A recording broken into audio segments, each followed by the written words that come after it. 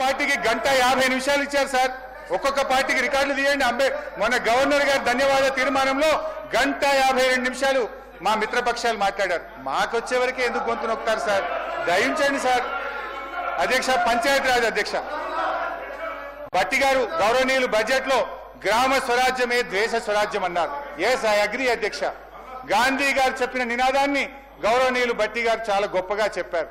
కానీ ఆచరణలో ఏం జరుగుతుంది? ఏ గ్రామానికైనా పోదామా? ఇవాళ పల్లెల పరిస్థితి ఏంది?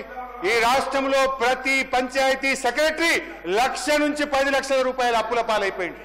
అప్పులు లేని పంచాయతీ సెక్రటరీ లేడు.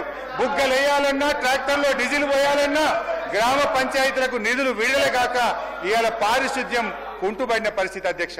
బిల్లులు రాక మాజీ సర్పంచులు ధర్నాలు చేస్తున్నారు, ఆత్మహత్యలు చేసుకుంటున్నారు. ఆనాడు పల్లె ప్రగతి కింద ప్రతి నెల పల్లెలకు 277 కోట్లు, పట్టణాలకు 174 కోట్లు ఇచ్చాం అధ్యక్ష. ఈ ప్రభుత్వం వచ్చిన తర్వాత అది బంద్ అయింది. ప్రతి పల్లెకు ఈ రాష్ట్రంలో ట్రాక్టర్ 12,941 ట్రాక్టర్లు ఇచ్చాం అధ్యక్ష. పాలన అధ్యక్ష, సరే సింపుల్ అధ్యక్ష, ఒక్క మాట చెప్తే బాగా అర్థం చేసుకోవాలంటే, కేంద్ర ప్రభుత్వము ప్రతి సంవత్సరం ఉత్తమ గ్రామ పంచాయతీ అవార్డులు ఇస్తుంది అధ్యక్ష. ఈ దేశం మొత్తం అవార్డులు ఇస్తుంది అధ్యక్ష.